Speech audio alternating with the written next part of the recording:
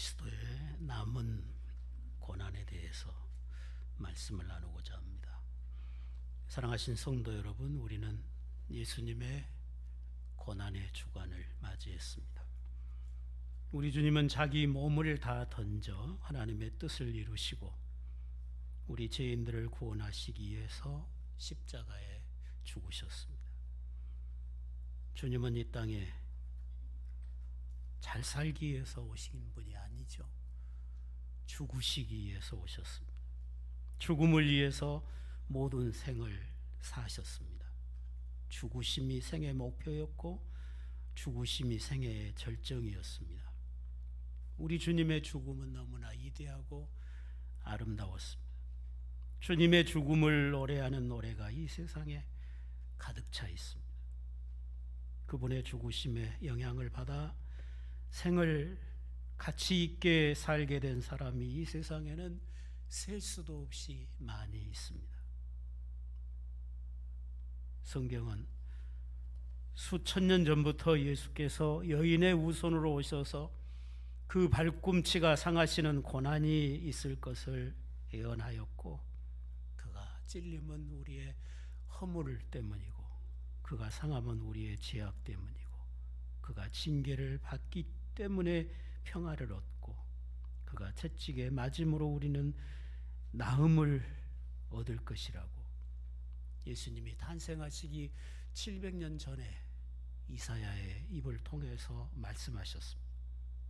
하나님은 영원 전부터 벌써 인생들이 하나님을 배신하고 타락할 것을 아시고 그런 인생들을 위해서 아들을 세상에 보내어 십자가에 피 흘려 죽게 하심으로 세상의 죄를 속량해 내시기로 작정하신 것입니다. 예수님께서는 인자가 온 것은 섬김을 받으려 함이 아니요 섬기려 하고 목숨을 많은 사람의 대속물로 주려 함이라고 자신의 오신 목적을 말씀하셨습니다. 주님은 처음부터 죽음을 목표로 해서 모든 삶을 살아오셨던 거죠. 그런데 제자들은 그런 주님을 이해하지 못했죠. 제자들이 생각할 때 예수님은 세상의 영웅 중에 영웅이었습니다. 못 고칠 병자가 없고 보리떡 5개와 물고기 2마리로 5,000명을 배불리 먹이는 이런 장면을 보면 주님만 계시면 온 백성이 굶주릴 이유가 없다고 생각을 했을 것입니다. 죽은 자도 살려내고 그의 가르침이 얼마나 능력 있는 가르침인지 온 세상이 다 놀라는, 그래서 수없이 많은 인파가 주님을 따른 거죠. 그래서 제자들은 주님이 틀림없이 예루살렘에서 임금이 되어서 이스라엘을 세계의 최강의 나라로, 다윗 시대보다도 더 강력한 나라로 세우리라고 기대했습니다. 그리고 그런 예수의 제자가 된 것이 엄청난 행운이라고 생각을 했습니다. 그런데 주님이 죽는다는 말씀을 하실 때는 이해하지 못한 거죠. 그분은 도무지 죽어서는 안 될 뿐이고 죽을 수도 없는 부분으로 제자들은 여겼던 것입니다. 그러나 주님은 죽음으로써 세상을 구원하러 오신 분이고 죽음으로써 하나님의 나라를 세우러 오신 분이고 죽음으로써 목숨을 다 내어주는 사랑으로 자기 백성을 사랑하기 위해서 오신 분이셨습니다. 주님은 온 백성의 죄와 저주와 형벌과 심판을 대신 담당하러 오신 분이어서 그분의 전 삶은 고난일 수밖에 없었고 십자가의 길은 육체적으로나 영적으로나 상상할 수 없는 고통의 길이었습니다. 로마 군병들의 무자비한 채찍질에 살점이 다 떨어져 나간 등과 옆구리, 양손과 발에 두들겨 박은 대목과 그 육체가 세 개의 대못에 의해 나무에 매달려 있을 때 그 몸에 무게 때문에 못자국에서 얼마나 큰 고통이 있었겠습니까? 숨을 쉴 때마다, 심장이 움직일 때마다 온몸의 상처가 십자가의 나무와 마찰을 일으키면서 통증이 몰려왔습니다. 피가 몸에서 다 빠져나가면서 찾아오는 견딜 수 없는 갈증, 이런 고통 속에서 주님은 6시간을 십자가에 매달려 계셨습니다.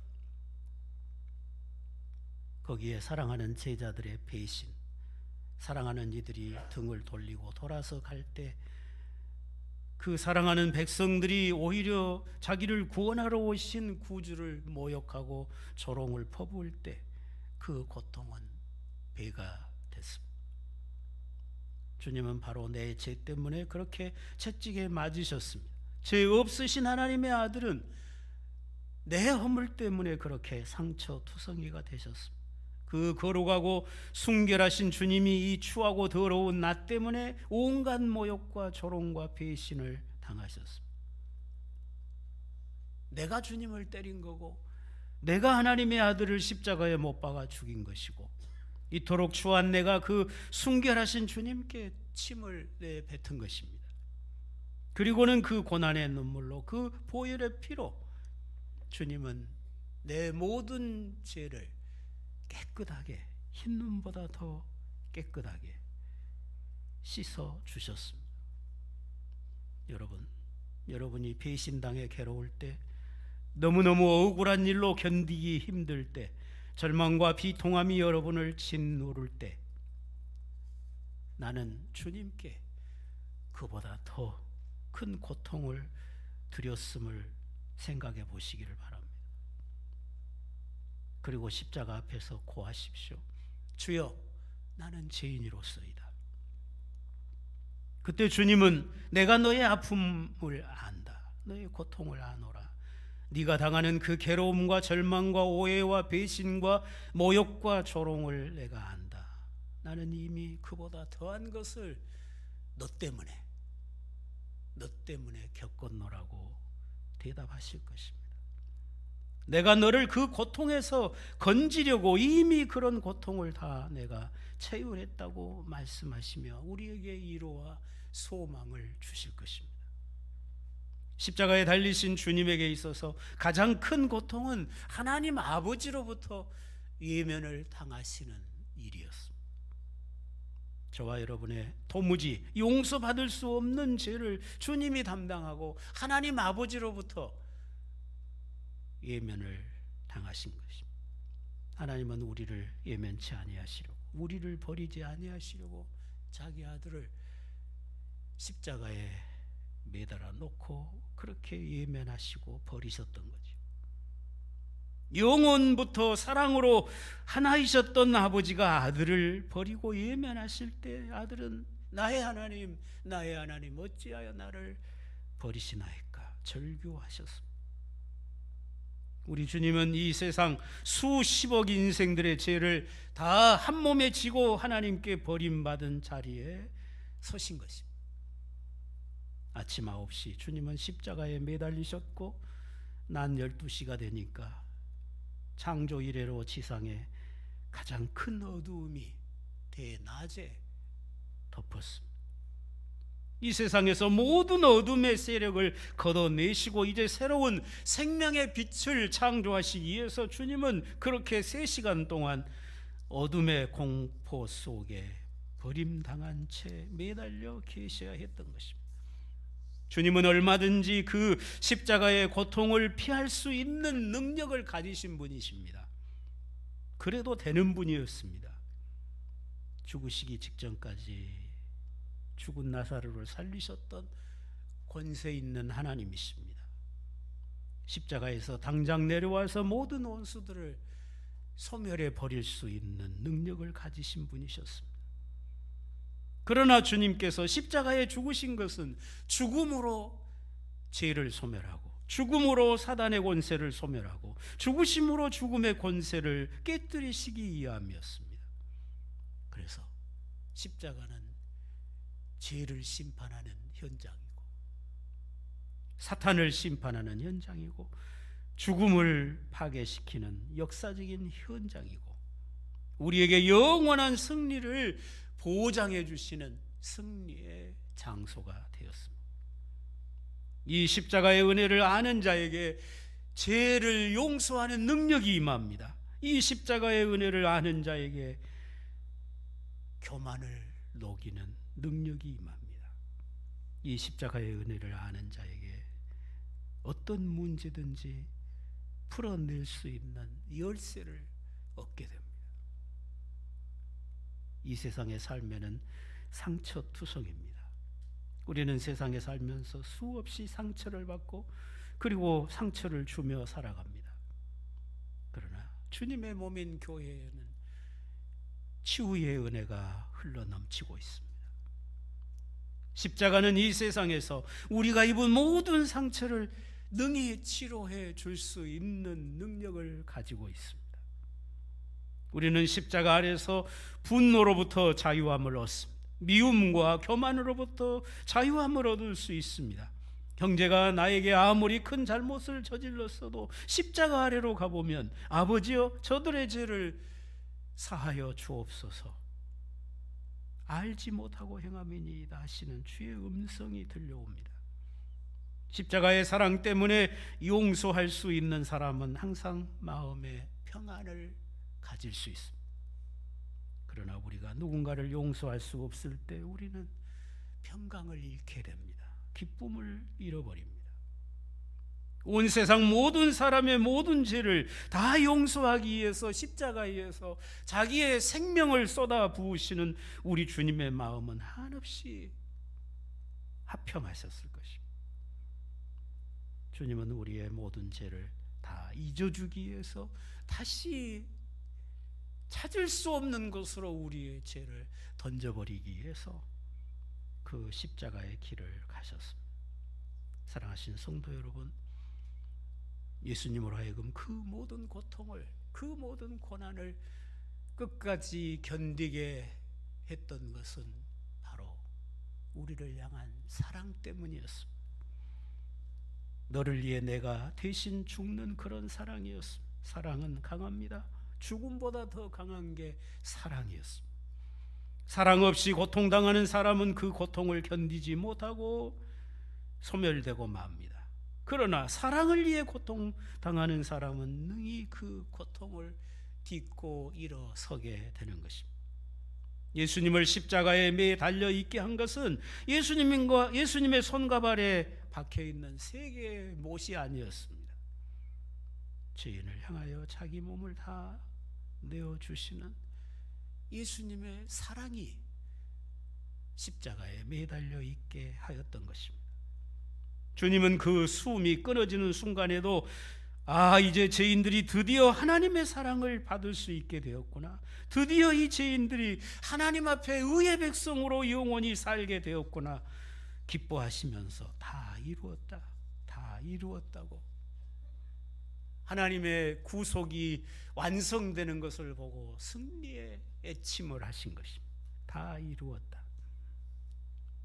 우리 주님이 다 이루었다고 선언해 버리셨는데 이제 누가 우리를 정죄하겠습니까? 누가 우리를 그리스도의 사랑에서 끊을 수 있겠습니까?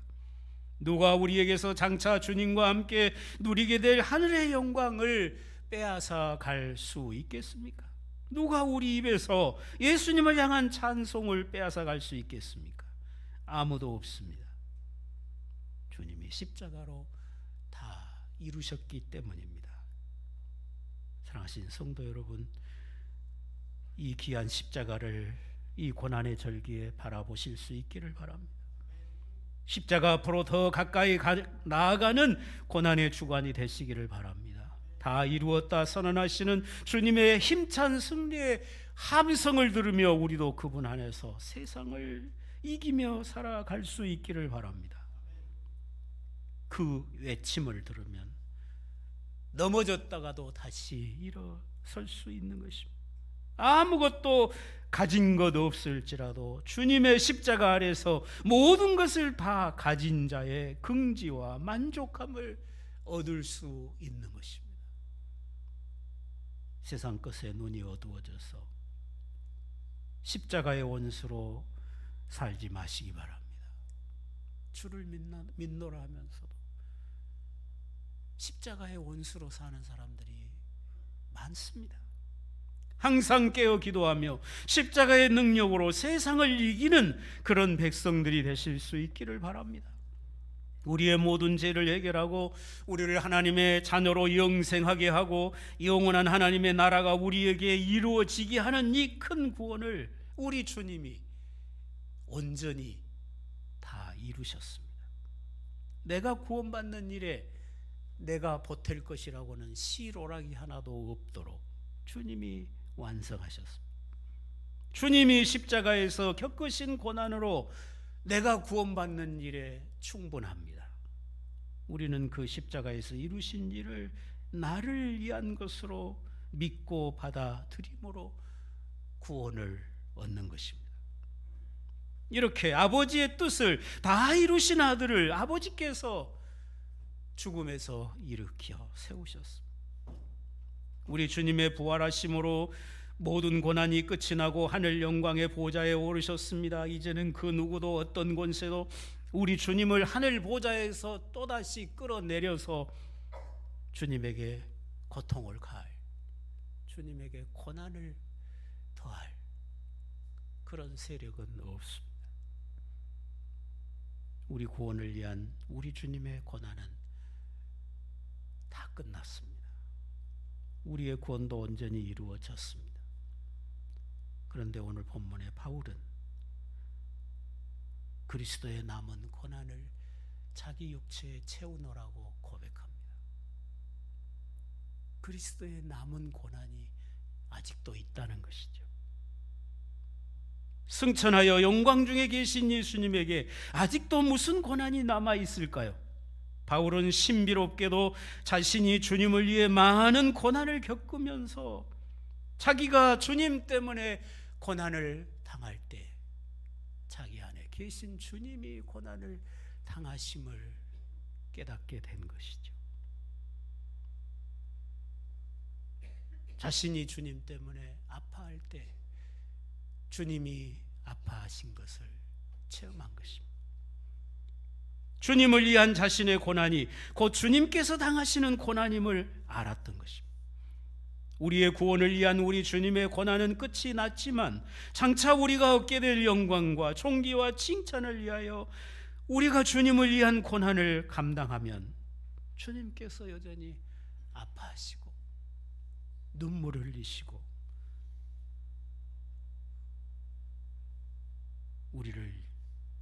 우리와 함께 고난을 같이 하신다는 말씀입니다.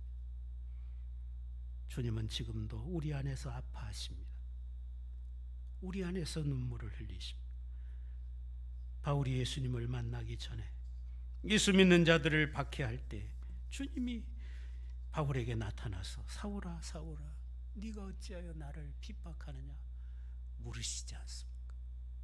바울은 예수님을 본 적도 없는데 주님은 바울더러 네가 나를 괴롭게 한다고, 네가 나를 왜 그렇게 괴롭히냐고 물으셨지 않습니까?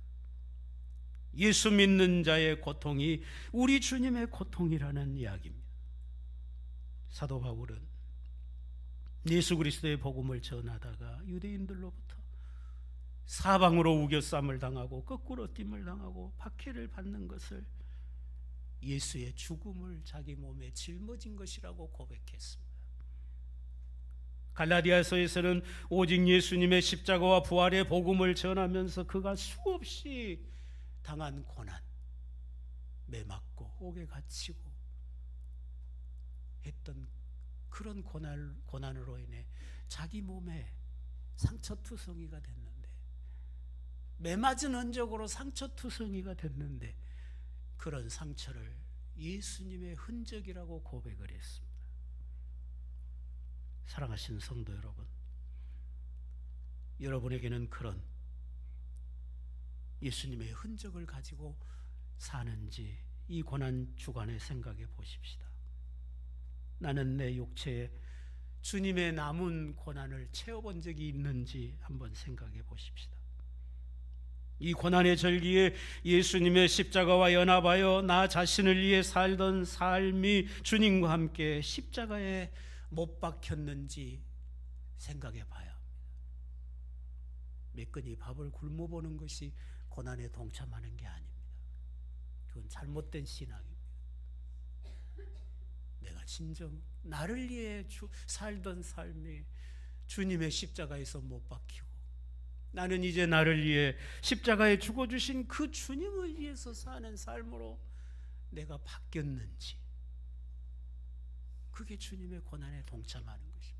그것이 주님의 십자가에 내가 함께 죽는 일입니다.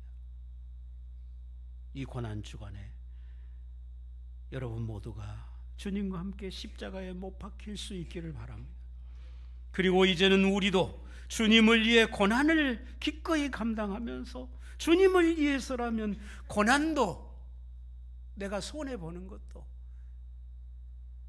내가 욕먹고 조롱당하는 것도 기꺼이 감당하면서 주님의 남은 고난을 내 육체에 채울 수 있는, 여러분의 육체에 채울 수 있는 그런 신앙이 되실 수 있기를 바랍니다. 예수 때문에 만사가 형통하고 복받고 잘 먹고 잘 살 그런 생각만 하지 마시고, 주님을 위해서라면 내가 고난도 당하리라, 희생하리라,